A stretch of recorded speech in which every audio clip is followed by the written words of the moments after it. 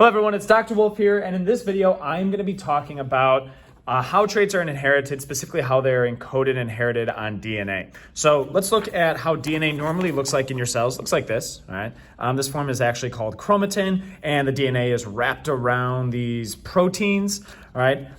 Imagine that, for instance, if you have forks in your kitchen. If you just had forks everywhere, it'd be a huge mess, right? But you put your forks in a drawer. It's nice and organized. And so this is kind of like our fork drawer, right? Nice and organized. But with a fork drawer, you could easily also access the forks when you need them, right? So let's say there's a gene here that the cell wants to read on the DNA. It could easily access it. Even if the gene was right here, it could just kind of unravel that DNA and read it, right? So it's stored and accessible just like a fork drawer.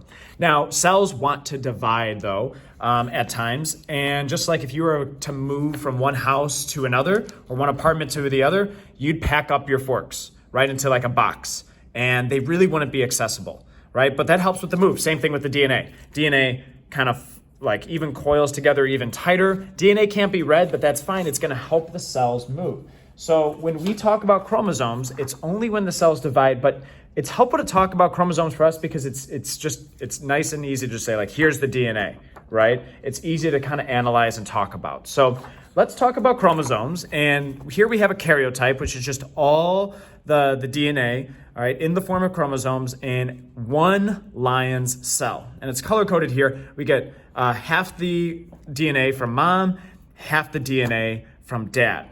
All right, and we're going to zoom in on one pair of chromosomes right here. All right, let's say we're going to zoom in on A2 right here.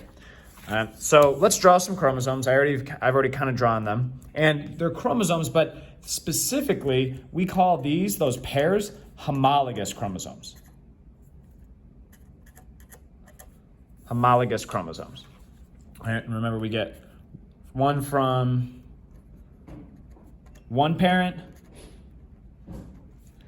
and we get the other one from the other parent.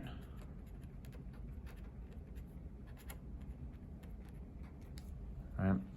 And the reason why we call these homologous chromosomes is because they have similar genes. All right. So what I mean by that is maybe there's a gene on this chromosome and it codes for cortisol, or how much cortisol is going to be expressed. Cortisol is a stress hormone. All right. And maybe over here, we have a similar gene for, let's just say, eye color. All right. So they're homologous chromosomes because they have similar genes at similar locuses or loci. All right. So let's define that. When we say a locus, when we're talking about a chromosome, that's just the location. It's a fancy way to just say the location on a chromosome. That's it, right? So at this locus, we have the cortisol gene. At this locus, we have the gene for eye color, all right? Now, even though we have the gene for cortisol and eye color, we could have different versions of each gene, right, from each parent, all right? Those different versions we call alleles. So allele is just another fancy way to say, all right, a version of a gene. So let's look at an example. Over here, we could have, let's say this lion has a big C and a big C. And what does that represent? Maybe that's the allele for high cortisol. And maybe this parent also just happens to have the allele for high cortisol. All right. So they have the same version of the gene. So this lion inherited both high levels of cortisol from their parents. Okay. When we look at these two alleles together that an organism has, all right, that's called the genotype. All right. So the genotype is the set of two alleles. Or we could just say the set of two alleles, all right, an organism inherits for a specific gene. right? And we could have different ways of describing the genotype, right? So instead of just saying, sometimes we'll say like, oh, like uppercase C, uppercase C. But a lot of times scientists will say like, oh, this organism is homologous. Well, what does that mean? Homo is a prefix that means similar, all right? So not homologous, homozygous.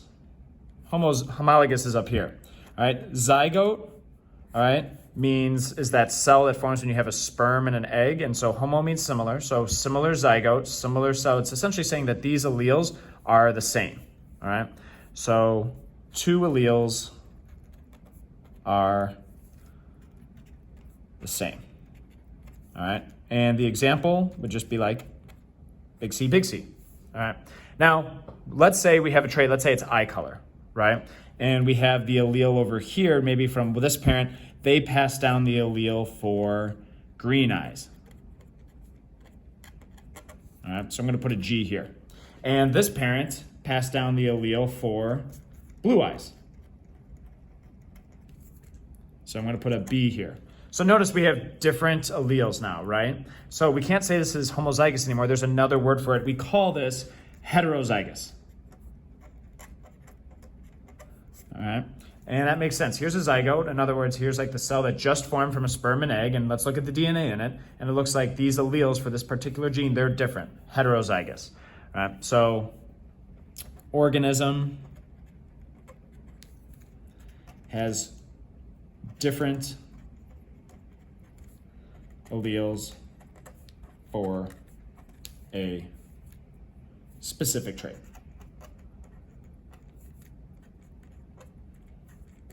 All right. So a lot of the times when scientists are analyzing DNA, all right, you'll have some type of gene, and sometimes it's going to be abbreviated in, I don't know, a certain way, where maybe it's like, let's say BRCA1. All right, that's just a scientist's way to kind of categorize what type of gene that might be. All right, this is actually a gene that's involved in breast cancer. All right, and then you'll see letters. So for instance, it might be let's say S, right? So when we see just this on like a worksheet, we know that SS refers to, right, those alleles on those homologous chromosomes at the same locus, right, and that they are homozygous.